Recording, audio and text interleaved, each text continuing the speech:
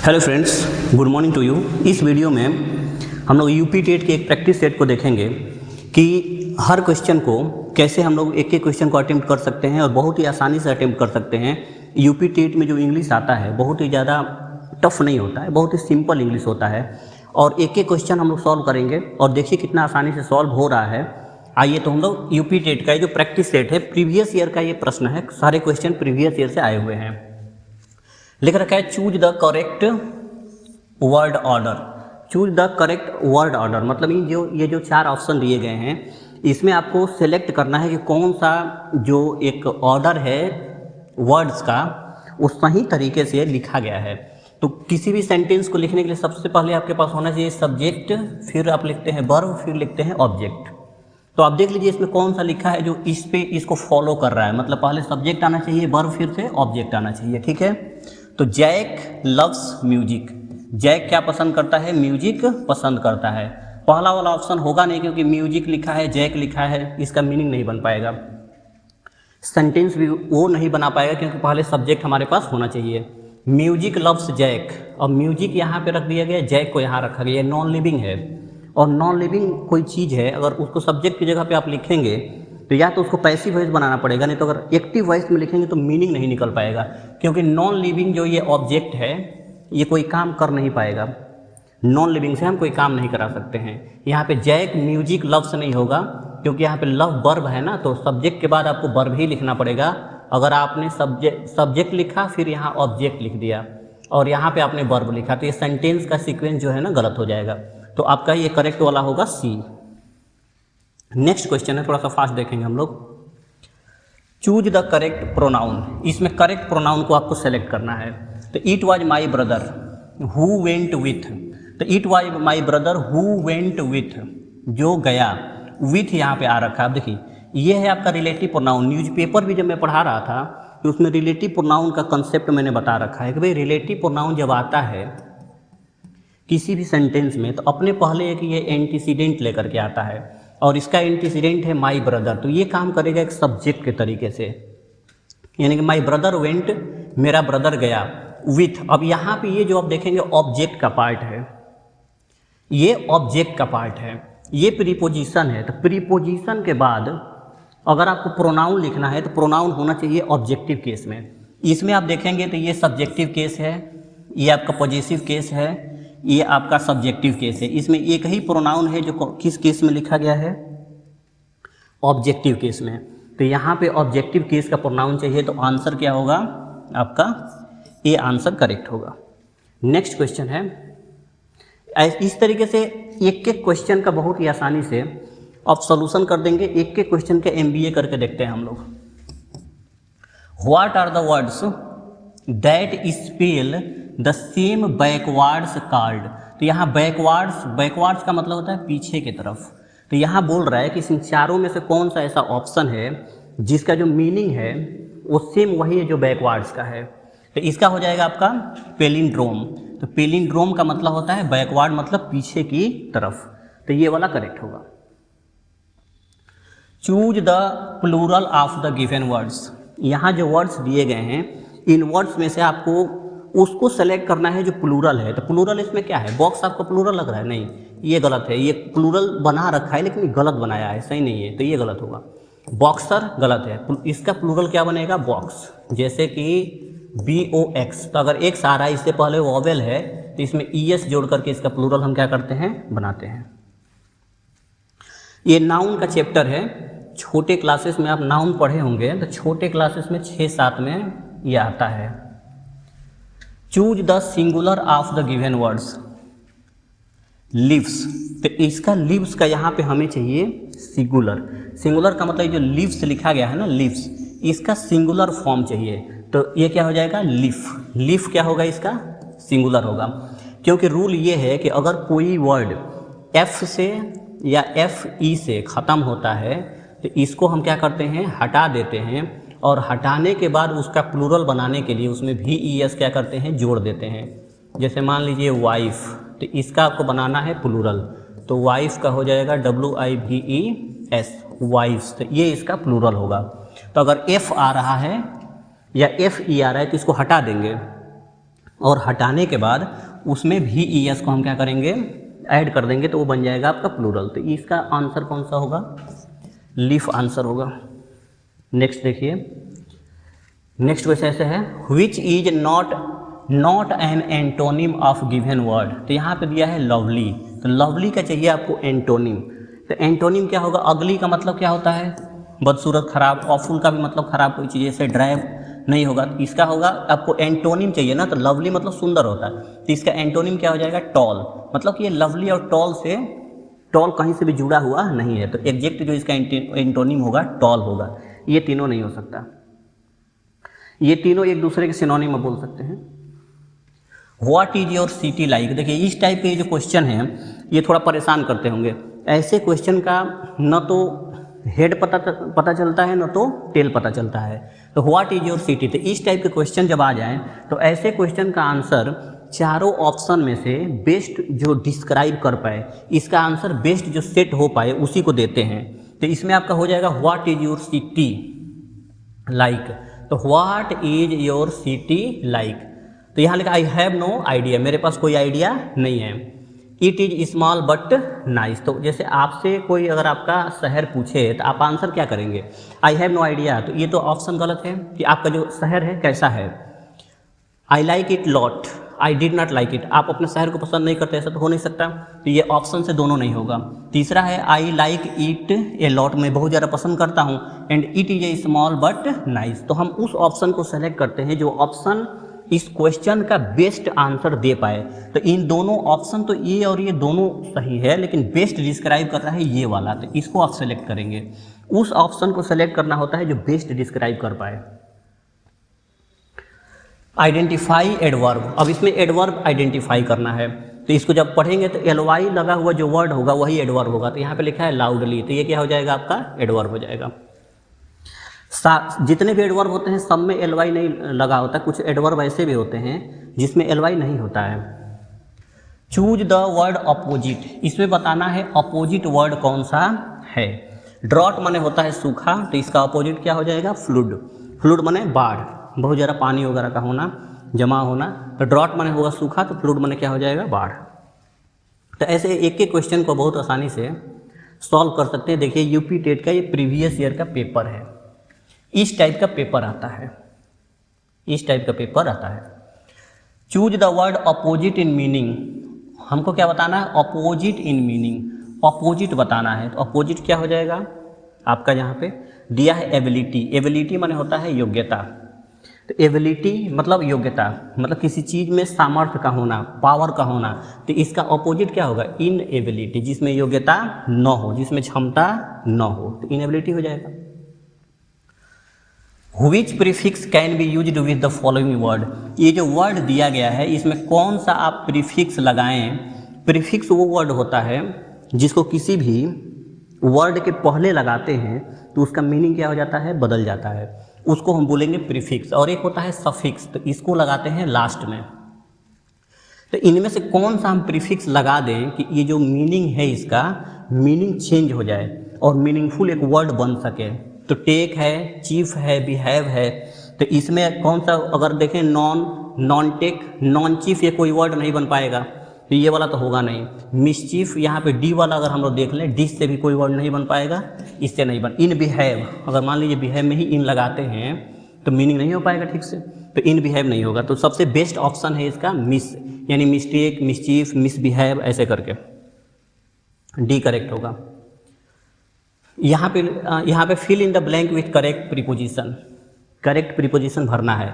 Deal के साथ preposition इन लगाते हैं तो इसको टिक कर लीजिए, सीधे याद कर लेना होता है।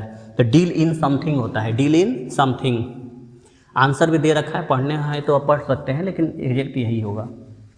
इसमें देखा सफिक्स कैन बी यूज्ड, क्या इसमें जो पूरे में दे रखा है ना, यहाँ पे स्पून और मन, माउथ, इसमें आपको लगाना है सफिक्स। तो अभी पिछले वाले क्वेश्चन में देखा कि प्रीफिक्स किसी भी वर्ड के पहले लगाते हैं, सफिक्स किसी भी वर्ड के बाद में लगाया जाता है ताकि उसका एक परफेक्ट मीनिंग बन सके। तो यहाँ सफिक्स दिया है, मतलब हमको वर्ड के बाद में लगाना है और उसका एक परफेक्ट मीनिंग भी निकलना चाहिए, ये भी देखना है। तो इसका हो जाएगा आपका स्पून फुल, माउथ फुल, तो यहाँ पे क्या दे रखा है, फुल, तो देख लीजिए इसका। तो आंसर हो जाएगा डी। मतलब सफिक्स वह वर्ड होते हैं ना, अक्षर होते हैं, जिसको किसी वर्ड के लास्ट में जैसे ही आप लगाएंगे तो उस वर्ड का मीनिंग जो है मीनिंगफुल वर्ड बनेगा और मीनिंग भी क्या होगा, चेंज हो जाएगा। जैसे स्पून मतलब चम्मच, तो स्पून फुल मतलब चम्मच भर के, तो एक मीनिंगफुल वर्ड बन रहा है ना, तो उसको वो सफिक्स वो कहलाएगा जिसको जोड़ने से कोई मीनिंग बन सके। यहाँ दिया है shall we go to the gym now, for the question below choose the best answer. अब देखिए ये वही है, बिना सिर पैर का ये क्वेश्चन है। ऐसे क्वेश्चन का आंसर पीछे भी बता रखे हैं कि बेस्ट वाला ऑप्शन सेलेक्ट करते हैं जो इसका आंसर सबसे बेहतरीन दे पाए। करें shall we go to gym now, क्या अब हमें जिम जाना चाहिए या क्या अब हम जिम जाएंगे। तो अगर आपसे कोई पूछता है तो क्या बोलेंगे, आई एम टू टायर्ड, मैं बहुत ज़्यादा थका हूँ। इट इज़ वेरी गुड, ऐसा बोल सकते हैं। आई सपोज यू कैन, जहाँ तक मुझे लगता है कि तुम जा सकते हो। तो अब कोई क्वेश्चन आपसे पूछ रहा है कि मैंने ही पूछा कि are you going to market या will you go to market. तो अगर आपको जाना है तो आप बोल देंगे हाँ चलना है, नहीं जाना है तो आप क्या करेंगे, साफ साफ आंसर देंगे ना, घुमा के बोलेंगे कि नहीं ठीक है, हम सोचेंगे अभी 2-3 घंटे खड़े रहो, हम कुछ अभी नहाएंगे, 4-5 घंटे नहाने में लगेगा, फिर से हम लोग चलेंगे। तो ऐसा नहीं, तो डायरेक्ट क्या है, बेस्ट आंसर होगा कि एक ही बार या तो आपको जाना है तो यस बोलेंगे, नहीं जाना तो नॉट एट ऑल, मतलब बिल्कुल भी मैं नहीं जा रहा हूँ। तो सी वाला ऑप्शन क्या होगा, करेक्ट होगा। तो ऐसे में देखते हैं कि बेस्ट कौन सा है, कौन बेस्ट वहाँ पे रखने में सेट बैठ जाए। The tall which is the adjective in the given sentence. ये जो सेंटेंस दे रखा है ना, इसमें एडजेक्टिव आपको बताना है।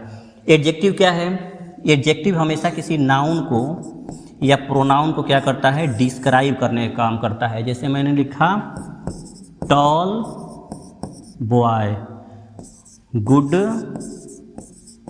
बॉय, लड़का कैसा है, गुड अच्छा है, बॉय कैसा है, टॉल है, लंबा है।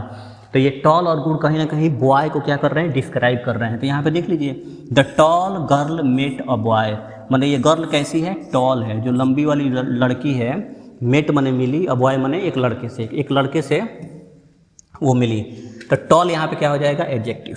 तो एडजेक्टिव क्या करता है, किसी भी नाउन को डिस्क्राइब करता है, मतलब उसके बारे में कुछ एक्स्ट्रा इन्फॉर्मेशन आपको दे देगा।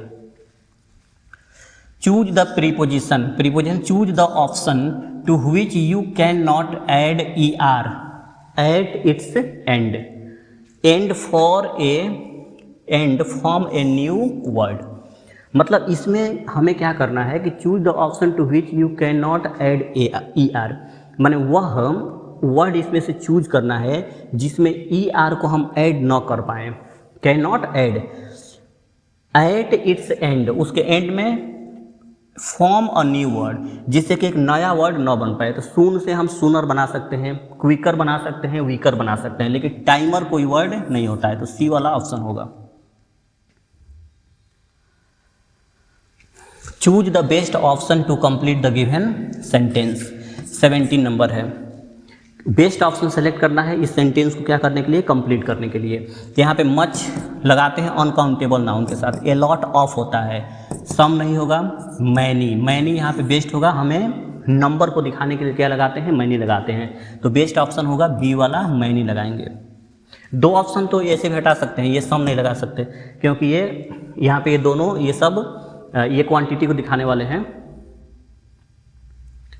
18 नंबर है, choose the best option to complete the given sentence. इसमें से बेस्ट ऑप्शन सेलेक्ट करना है इस सेंटेंस को कंप्लीट करने के लिए। लिखा है यू शुड, तो यू शुड मेक नहीं होगा, you should give your homework, तुम्हें खुद का होमवर्क देना चाहिए, ऐसे सेंस नहीं आ पाएगा। You should work your homework, तुम्हें अपने होमवर्क पे काम करना चाहिए। You should do your homework, हम सजेशन किसी को क्या देंगे, अगर आप किसी को सजेशन अगर आप दे रहे हैं तो सजेशन तो आप यही देंगे ना कि you should do your homework, तुम्हें अपना होमवर्क करना चाहिए। तो इसका ऑप्शन कौन सा होगा, डू वाला बेस्ट होगा। बाकी ये सेंटेंस में रखेंगे तो पता चलेगा कि वो करेक्ट नहीं है। Choose the correct word order, correct word order को लिखना है। तो स्टार्टिंग में डिस्कस किए, सबसे पहले सब्जेक्ट होना चाहिए, वर्ब होना चाहिए, फिर होना चाहिए ऑब्जेक्ट। अगर हेल्पिंग वर्ब है तो सब्जेक्ट आना चाहिए, फिर हेल्पिंग वर्ब आना चाहिए, फिर वर्ब का सुइटेबल फॉर्म आना चाहिए और फिर क्या होगा, ऑब्जेक्ट। तो अब इसमें बैठा के आप देख लीजिए कौन सा फिट बैठ रहा है। तो I lent my pencil him, my pencil I lent ये होगा नहीं, देखिए माई पेंसिल हिम सही ठीक से नहीं लिखा है, तो पहले सब्जेक्ट वर्ब ऑब्जेक्ट और उसके बाद क्या है, तो यहाँ पे I lent my pencil him, तो I lent him my pencil, subject verb object, और ये भी होगा आपका डायरेक्ट और इनडायरेक्ट ऑब्जेक्ट, ये दोनों है, एक डायरेक्ट और इनडायरेक्ट ऑब्जेक्ट, तो ये वाला बेस्ट होगा, डी ऑप्शन।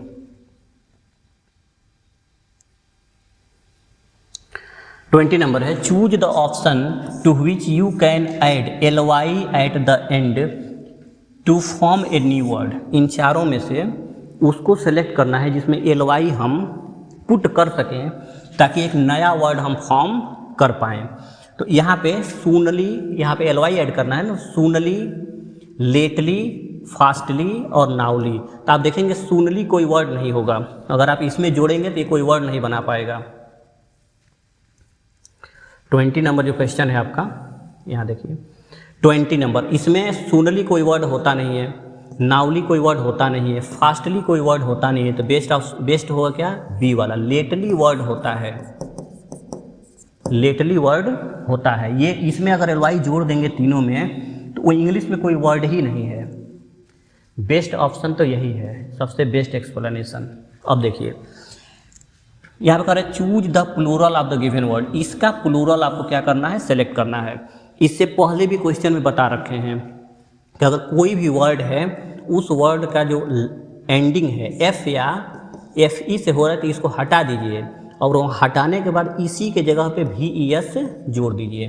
तो देख लीजिए कौन सा है इसमें, ये वाला ऑप्शन बेस्ट है, ठीक है। नेक्स्ट है चूज द करेक्ट स्पेलिंग, आपको करेक्ट स्पेलिंग इसमें सेलेक्ट करना है। तो क्या होता है, रिसीव, तो ये रिसीव के ही सारे स्पेलिंग हैं जो इधर उधर करके लिखा हुआ है, तो बेस्ट वाला कौन सा है, रिसीव, RECEIVE हो जाएगा आपका। 23 है चूज द करेक्ट स्पेलिंग, इसमें भी करेक्ट स्पेलिंग सेलेक्ट करना है, तो ये होता है POSSESS, तो देख लीजिए कौन सा है, पजेज हो जाएगा। किस चीज़ को धारण करना, रखना। चूज द इनकरेक्ट स्पेलिंग, इसमें से इनकरेक्ट जो स्पेलिंग है उसी को क्या करना है, आपको सेलेक्ट करना है। तो यहाँ पे लोनर, मैथमेटिक्स, तो जो इनकरेक्ट वाला है उसको सेलेक्ट करना है। तो ग्रामर तो होता ही है, लोनर होता ही है, मैथमेटिक्स, देखिए मैथमेटिक्स का जो स्पेलिंग है ये गलत लिख रखा है, ये वाला बेस्ट ऑप्शन होगा, तो ये गलत है। मैथमेटिक्स कैसे लिखते हैं, MATHEMATICS, मैथमेटिक्स लिखते हैं। स्पेलिंग याद रखना है तो ऐसे मैथमेटिक्स पढ़ लीजिए, याद रहेगा। तो बी वाला करेक्ट होगा, वही गलत है, बाकी सब सही है। Which is not a synonym of the given word, जो दिया गया वर्ड है यहाँ पे क्वारल, इसका सिनोनिम बताना है। तो क्वारल माने क्या होता है, झगड़ा करना, तो इसका जो सिनोनिम हो जाएगा आपका क्वेरी। तो इसका नॉट अ सिनोनिम, जो सिनोनिम नहीं है, मतलब इसका जो सिनोनिम नहीं है, तो क्या हो, क्वेरी। क्वेरी माने होता है पूछताछ करना, आर्गुमेंट करना मतलब बहस करना, डिस्कॉर्ड माने किसी चीज़ को मना करना। तो क्वारल का जो नॉट सिनोनिम, जो सिनोनिम नहीं है, वो क्या होगा, क्वेरी, मतलब पूछताछ करना। तो क्वारल माने तो झगड़ा करना होता है, तो झगड़ा करने का मतलब पूछताछ तो नहीं होता है। Choose the option that is nearly same in meaning.